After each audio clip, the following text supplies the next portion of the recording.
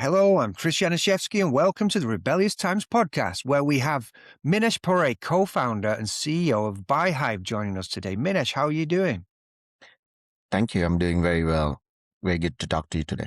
Yeah, I'm excited to talk to you. So our episode name today is Taming the Wild West of Product Sourcing, and this rolls into both the supply chain series of the Rebellious Times podcast, but it's also particularly interesting to me having an e-commerce background.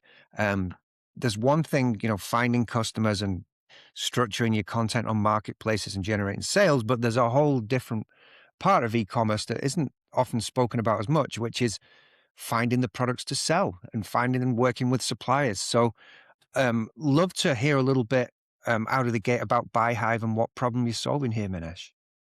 Sure. So before I jump into that, something that I always believe is that most of the e-commerce or retail brands don't lose money on the advertisements. They don't lose money on the sales. They lose money in the sourcing, and they don't even realize it. It's incredible that there's millions and millions of dollars of industry of sourcing, and they don't realize, the retailers don't realize that they're losing money because they're doing it on retail.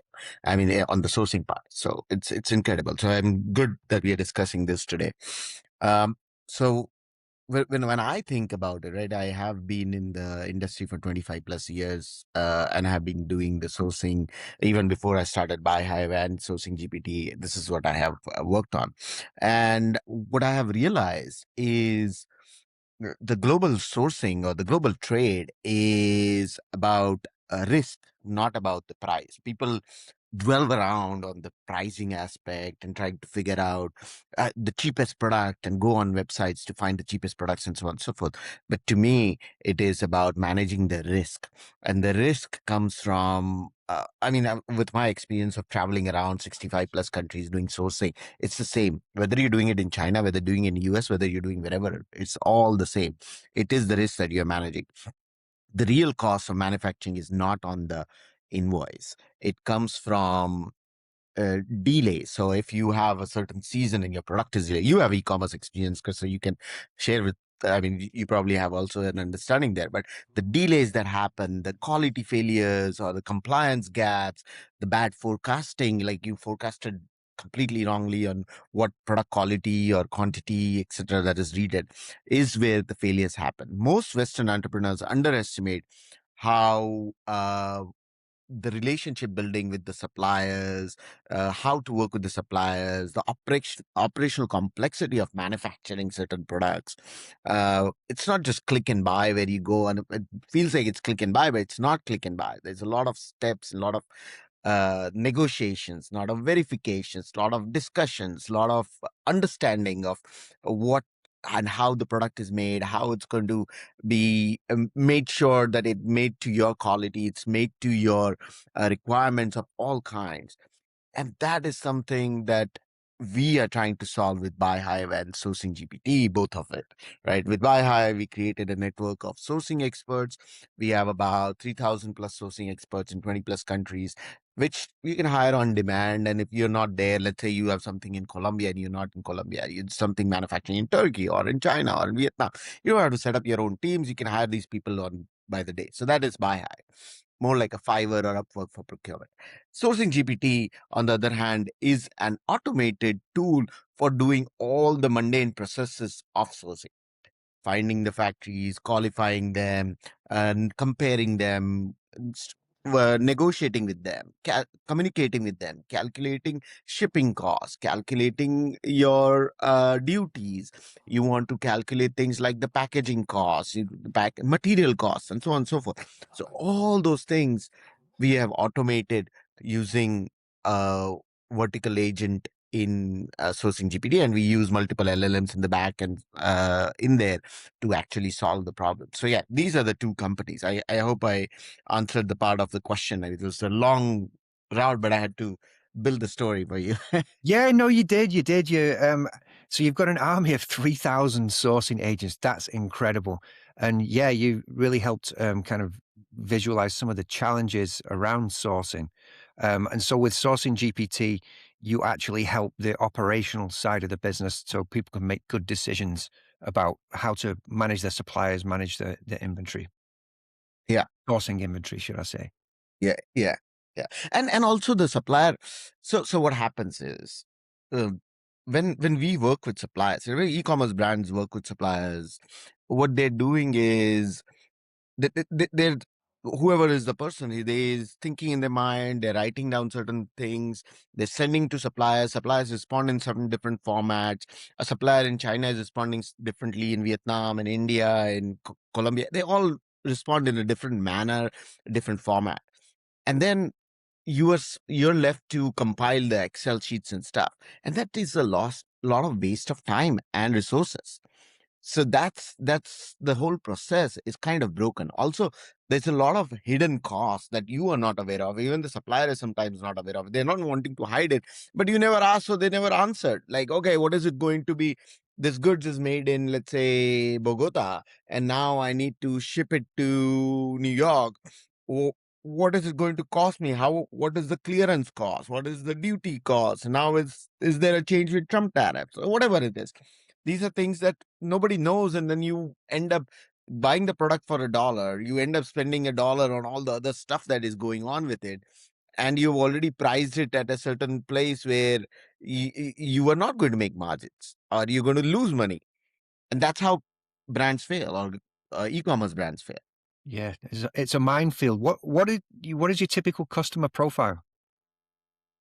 So what we are trying to do with both these companies is democratize the entire sourcing, right? We want to provide it to everybody, not just because the large companies have their, if you're talking about a big, large retailer like a Walmart or a Target, they already have their processes. They have multiple softwares. They have a lot of tools. But the smaller guys, the Shopify sellers, now Shopify has what, 20 million people on there, and they're selling products all over the world. Or Amazon sellers, or just e-commerce brands, or small retailers.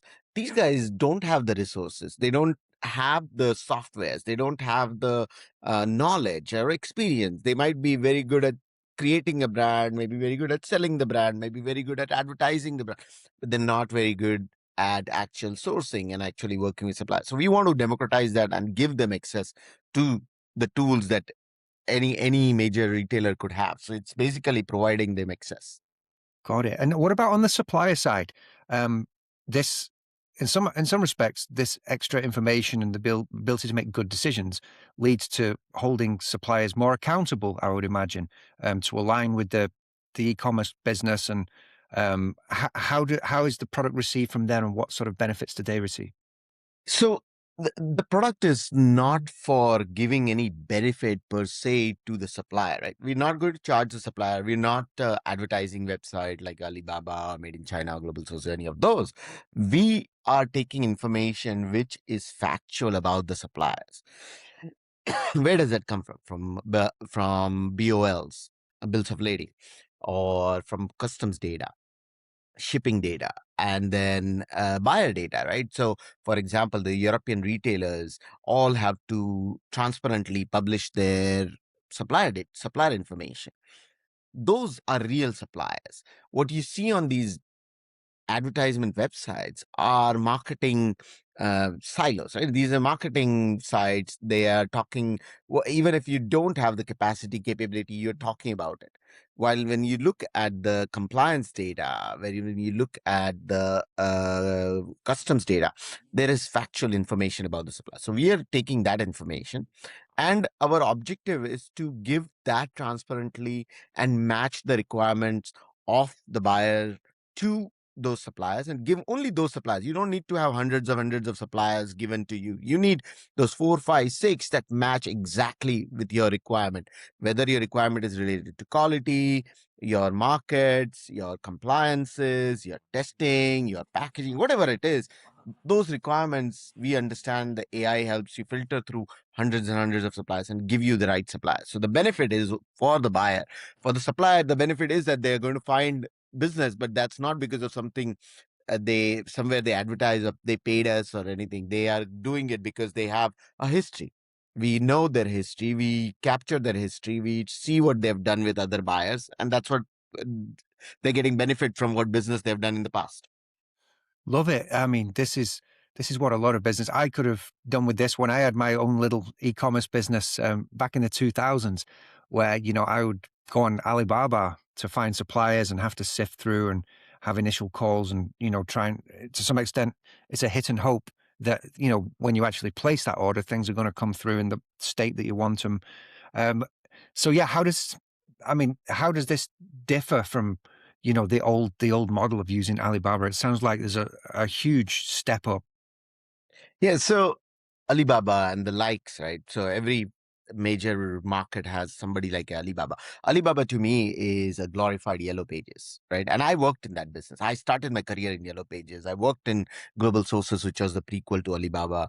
I managed the entire global sales operations for them. So I know the model very in and out.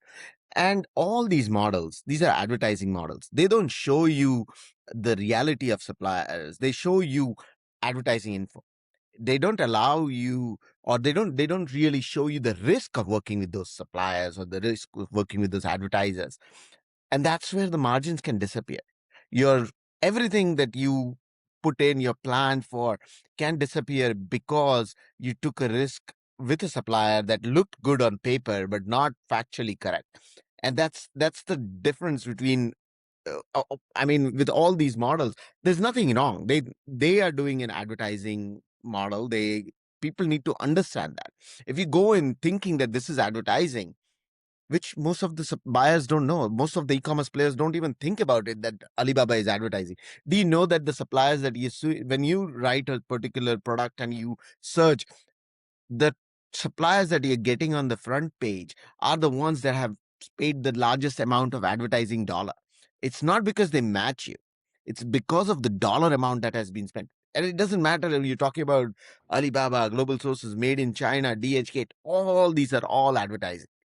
Uh, India Mart, Trade India, there's so many of them. So yeah, I mean, that's where I kind of was my frustration, because me being from that side of the world was always conflicted in the sense that if my supplier is paying me so much money, even though I know that they may not be suitable for that particular inquiry, I have to send the inquiry to them, because I am measured, me as a platform, Alibaba would be measured on how many inquiries I give to the advertisers.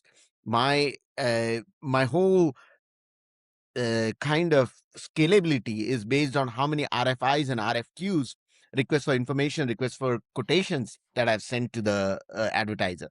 And the advertiser is happy if he gets more RFIs, more RFQs. So that model then adds a conflict of interest, because now I'm going to send him as many RFIs, RFQs. That means that even if the buyer, so my requirement is 500 units, and I'm still sent, my inquiry is being sent to a supplier that doesn't do an MOQ of 500. They do an MOQ of 5,000 only, or 50,000 only. So that's kind of the mismatch. And same thing happens with quality. Same thing happens with logistics. Even if I am shipping to US and this supplier has never shipped to US, they are going to be sent my inquiry, or I am going to have to communicate with them and waste my time because they are the highest advertiser. So that kind of conflicts is what is the problem with those old school platforms. And in 2000s, there was nothing else. It was all Yellow Pages kind of models. All Yellow Pages. Yeah, interesting. So, tell me about your sourcing agents, 3,000 of them. What role do they play? Okay, so the sourcing agents, so there are two different companies, BuyHive and Sourcing GPT. Sourcing agents in BuyHive, these are people who are experienced sourcing people. So let's imagine somebody, let's say you're buying furniture, then it's somebody who is working for a furniture manufacturer, or sorry, furniture retailer, like an Ashley or IKEA or any of these furniture companies, but they are sourcing for them in, let's say, in Mexico or in China or in Vietnam. And these people have 15, 20 years of experience. We've qualified them, we interview them, we kind of rate their resumes and then put them on the platform. So that person has relationships, has understanding of the market. And when me as a small brand wants to source out of a new market, and I don't know how to go about hiring these people by the day, works out well, because they're going to get much more information than you can get from the supplier because they have relationships. They know which supplier to go to, so you don't waste time on advertising platforms, and you actually are getting expertise from them. And then the way we use it is, now because we are by Hive, we have these 3,000 people that we can activate to collect data on suppliers. That data goes into training sourcing GPT, and then that basically creates kind of the model on which the LLMs work. So I'm training my LLMs on the data that is received from real people in the real market. Wow, this is so unique what you're doing. This is fascinating. Um, what are you seeing in the market now with the tariff action and with the challenges in e-commerce? Obviously, e-commerce is very mature. It's not like it was in the 2000s. You can source a product, and as soon as you start selling, other sellers will identify it. Bigger sellers will come and try and push you out. Right? It's a really tough space to enter right now. What are you seeing out there? Yeah, so I mean, it's tough at a micro level and it's tough at a macro level. So macro level, it's all the geopolitics and all the movement, right? You don't know. I mean, especially if you're trading with US right now, there is a lot of changes that are happening which are negative in certain ways. And the tariffs, you don't know today. Today he says it's 50%. Tomorrow he might say it is 20%. Then it might change to 30%. How do you keep track of it? And if you don't have a tool like Sourcing GPT to tell you, okay, now the tariffs are fixed at this, and these particular products, because of this HS code, has or does not have a certain amount of tariff, you go in blind. You're going to lose so much money because these tariffs are not small. People don't work with 30-40% margins, and the tariffs go from 10% to 50% overnight. So it's a crazy world. So that is one part of it. On the other side, like what is happening between, let's say, EU and India, right? It's an opportunity. It's something that is changing. So if you are a retailer in, let's say you are in Germany or you're in UK, and there is certain trade treaties that are happening with countries like India or China or Vietnam or wherever, you can, if you knew the impact of that on the duties, the landed cost, I call it the landed cost because it includes everything, the shipping, the duty, etc., etc. If you knew the impact of that, you would be more competitive than your market. On the micro level, you'd be more competitive, but you don't have that information, and that's the information that you want to provide with Sourcing GPT to them, so that they can actually be much more competitive than their other competitor online. Wow, that whole landed cost piece is a minefield in itself. I remember working in the shipping space and looking at cross border, even things like classification of HS codes back in 2010s was very, very tricky. And I know that we're in very different times now because we've got tools that can help us do this. To what extent do you get involved in the actual landed cost calculations? Is it more on the strategic level? No, we give a pretty decent approximation. So what we were able to do is, so let's say you are buying a furniture from Vietnam and shipping it to UK. Once you put a description of the furniture or a photo of the furniture and asked for giving you duties or landed costs, it's going to, what the system is trained to do is that it will first find the HS code for you. It will identify the HS code. If it has questions, okay, because of material, so sometimes HS codes change. Leather sofa has a different HS code from a fabric sofa, right? So Yeah. it will ask you that question: Is it leather? Is it? If it's not clear, then it will ask you, and then it will say, okay, for leather sofa, this is the HS code, and because of this HS code, this is the duty, this is the tariffs, these are the whatever cost that you have. And it will also identify to that level that, okay, because of its leather, the weight is this much approximately, while if it's fabric, the weight is this much. So you can ship in one container, maybe certain times because of material changes, you can ship more or less of the units, and that also changes the the landed cost. And that's the calculations that this is able to do. I mean, you've done it in the past, so there's small mistakes that you can make because you never thought about the material changed, so my weight changed, so I might have more product or less product in the container because the container has a limit of weight. you didn't think about it because it's not natural. But the Yeah. L- LLM that we have with Sourcing GPT, it's thinking all that through. It's looking at materials, it's looking at tariffs, it's looking at duties, it's looking at clearance costs, and so on and so forth. And then it gives you a full on based on materials, based on HS codes, based on all different parameters. It's analyzing it. So that's the beauty of the agentic AI. Love it. I know that LLMs, as they stand, are notoriously bad at actually crunching the numbers. Right? How are you managing this? How? Um, Yeah, so that's why we have to train. We've spent about 18 months training different LLMs, and we don't just use one LLM. We have about 7 different LLMs in the back end. So we have trained all of them, and then them working together can remove the hallucinations. Love it. Fantastic. So you said earlier on that you've traveled and done business in over 65 countries. I'd love to hear a little bit. You've got amazing perspectives of business and culture. I'd love to hear a little bit about, differences in culture and how that affects trade, especially with a country like the US, where we have a very specific way of doing things. Yeah, so it's some of the big countries, right? Let's talk about the big countries before we go into the smaller countries. So, what are the big trading partners for let's say US, and where they have right now? It's like Mexico, it's India, and it's China. Like three. If you look at these 3 countries, that's pretty much about 70% of their consumer product buying. I'm not talking about industrial products and stuff. I'm talking about home goods, apparel, furniture, home decoration, that kind of stuff, shoes, fashion, all that kind of stuff, right? Now, culturally, so the big difference is in China, capacities have been built in the late 90s, early 2000s. Huge capacities for these products were made, right? Whether it was consumer electronics, whether it was home products, whatever, the capacities and the economies of scale are there, so their price points are very, very competitive. And the Chinese, the culture is, I go into a market, I want the market share, and at no matter what, I will take the market share. So they will sometimes cut costs, they will do whatever to get that. Plus their economies of scale help. So that kind of is the China picture. You go to India, a lot of the manufacturers in these industries that I mentioned are from family owned businesses.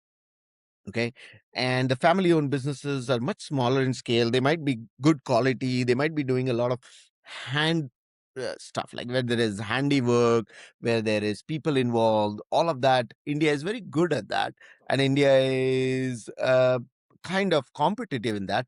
But then the economies of scale are not there. And because these are family businesses, many of them, even though like, you know what is ironic, I am Indian, right? So I can say this, but the ironic part of that is you have all these global CEOs of tech companies that make big decisions, and they are Indians and they do so well in that. But when it comes to manufacturing sector, these guys really, really mess up things. Like they're not as quality conscious, time conscious, and they're not as buyer conscious as the Chinese are. The Chinese are really competitive there. While then you go to Mexico and you face a completely different picture, because they they're good, they understand all the stuff, but then they want their siestas. They are like, okay, importance is not there for timing. Timing is like anything important is like, oh, mañana, mañana. Like I'll give you an example. When you send a RFQ to China, you can expect a response in 24 hours or so. In India, that might be 72 hours. In Mexico, that might be a week or 10 days. And that too after chasing them. So, those are cultural differences of just how people look at buyers and how they look at doing business also. So there is that cultural angle, and then there is the capability angle. The capability angle, like I say, China has built capacities, huge capacities. They have to fill the capacities, and they'll do anything to fill the capacities. Yeah. Yeah, they'll do anything. They're very, very experienced, right? Yes. It's interesting doing business with other countries. You've got to consider these cultural things, right? They're real. Um, Yeah. okay. So thank you. This has been incredibly insightful. I'd love to hear a little bit about when you're not working, it sounds like you're so busy racking up air miles on different different air carriers. What do you enjoy? Like, what do you do outside of work to ease the stress? So I do like traveling even for my own personal time. I like to travel. I like to eat at different places. I enjoy trying different foods. Uh, I love a good cigar from time to time and a good scotch. Not I don't like too much drinking, but if I drink, I'll drink one nice 60 ml scotch, a nice Islay, and enjoy it. I like diving. I like playing tennis, and now I'm playing a lot of paddle. So wherever I get an opportunity, I'll go play paddle. Um, and yeah, I mean, now spending a lot of time learning myself because there's so much to learn on the AI. I'm not a tech founder, right? I'm a non-tech founder. I'm a kind of a domain expert in my sector, but I'm not techie. So I am trying to gain myself, at least to get myself to vibe code. Hang on, your business sounds extremely techie. Who's the techie that's helping you with the techie stuff? So we do have a CTO. We have a co-founder, Nikki, who's a CTO as well, and he comes from that background. And has built multiple AI platforms. He was one of the first people in Hong Kong to actually train people on building tools with AI. And then my other co-founder, Michael, who's a product head, who's a CPO, and also my co-founder. He also has a lot of tech experience, and he understands product development. So yeah, we have a team behind us. It's not just me building. I ideate. I think of the big vision, and I think of how it is done. But what vibe coding has done for me, or learning how to vibe code today has done for me, is that it makes their life much easier because they already know exactly what I want. At least the wireframes I can give. I'm not just talking in air. I'm giving them wireframes now. I'm giving them structures. I'm giving them codes and saying, okay, fix this. I mean, I don't know how it is, but please, can you help me do this? Love it. So you're getting involved there. Brilliant. Right, I'm going to put you on the spot now here. Where's your favorite place to visit? If you had to jump on a plane and go somewhere to spend a couple of days now, where would it be? You can only pick one. Okay. Um, I would go Cuba. I Cuba. love going to Havana. Nice. What is it you like about Cuba and Havana? Eh, Generally in Cuba, so two things. Of course, my love for cigars, so I love that. But Cuba is one place where you don't have phones. You don't have. I don't have to worry about getting on internet or checking my email or getting a WhatsApp or a iMessage. 2 3 days in a place like that, and there are people talk to you. People are not busy on their phones, so they talk to you. There is one. I don't know if you've been to Havana, but you have I to haven't. go to the city center. You have to buy these Wi-Fi codes and get these really slow, like 1 Mbps kind of internet, and then so it's like you have to do only those necessary stuff, like something really important you'll do. Otherwise, you'll not do. So that's why I like that place. I mean, it's so peaceful, and the people are so nice. Uh, I've been there 3 times, and every time I've enjoyed it. Brilliant. I would love to go one day. I'd love to go and see the cars, the old American cars over there. Yeah. Those old Chevys, man. I mean, they're beautiful. They're Impalas all over the place. And like I said, it's a kind of a digital detox. You're forced into a digital detox. Yeah, I miss the real world.